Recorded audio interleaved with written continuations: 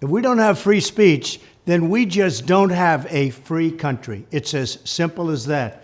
If this most fundamental right is allowed to perish, then the rest of our rights and liberties will topple, just like dominoes, one by one. They'll go down. That's why today I'm announcing my plan to shatter the left-wing censorship regime and to reclaim the right to free speech for all Americans. And reclaim is a very important word in this case because they've taken it away. In recent weeks, bombshell reports have confirmed that a sinister group of deep state bureaucrats, Silicon Valley tyrants, left-wing activists, and depraved corporate news media have been conspiring to manipulate and silence the American people. They have collaborated to suppress vital information on everything from elections to public health. The censorship cartel must be dismantled and destroyed, and it must happen immediately. And here's my plan. First, within hours of my inauguration, I will sign an executive order banning any federal department or agency from colluding with any organization, business, or person to censor, limit, categorize, or impede the lawful speech of American citizens. I will then ban federal money from being used to label domestic speech as mis- or disinformation. And I will begin the process of identifying and firing every federal bureaucrat who has engaged in domestic censorship, directly or indirectly, whether they are the Department of Homeland Security, the Department of Health, Human Services, the FBI, the DOJ, no matter who they are. Second, I will order the Department of Justice to investigate all parties involved in the new online censorship regime, which is absolutely destructive and terrible, and to aggressively prosecute any and all crimes identified.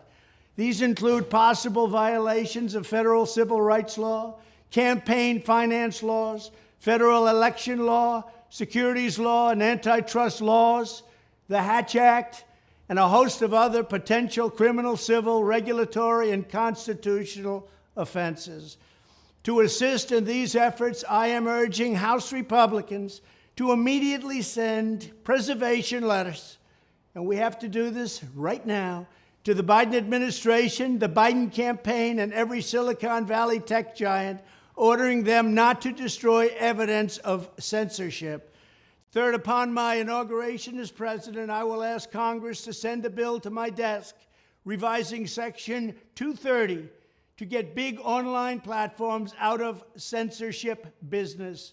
From now on, digital platforms should only qualify for immunity protection under Section 230 if they meet high standards of neutrality, transparency, fairness, and non-discrimination.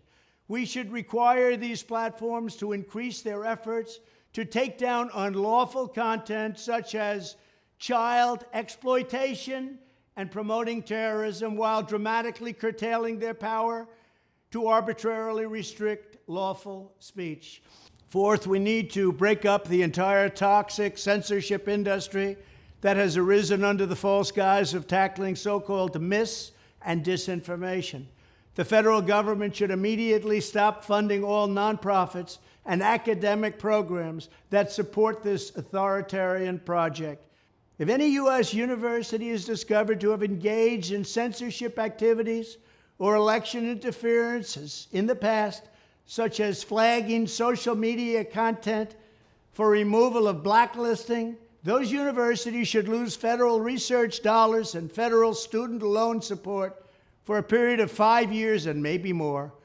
We should also enact new laws laying out clear criminal penalties for federal bureaucrats who partner with private entities to do an end run around the Constitution and deprive Americans of their First, Fourth, and Fifth Amendment rights. In other words, deprive them of their vote. And once you lose those elections, and once you lose your borders like we have, you no longer have a country. Furthermore, to confront the problems of major platforms being infiltrated by legions of former deep staters and intelligence officials, there should be a 7-year cooling-off period before any employee of the FBI, CIA, NSA, DNI, DHS, or DOD is allowed to take a job at a company possessing vast quantities of U.S. user data. Fifth, the time has finally come for Congress to pass a digital Bill of Rights. This should include a right to digital due process. In other words, government officials should need a court order to take down online content, not send information requests such as the FBI was sending to Twitter. Furthermore, when users of big online platforms have their content or accounts removed, throttled, shadow banned, or otherwise restricted, no matter what name they use, they should have the right to be informed that it's happening, the right to a specific explanation of the reason why, and the right to a timely appeal. In addition, all users over the age of 18 should have the right to opt out of content moderation and curation entirely and receive an unmanipulated stream of information if they so choose. The fight for free speech is a matter of victory or death for America and for the survival of Western civilization itself. When I am president, this whole rotten system of censorship and information control will be ripped out of the system at large. There won't be anything left. By restoring free speech, we'll begin to reclaim our democracy and save our nation. Thank you, and God bless America.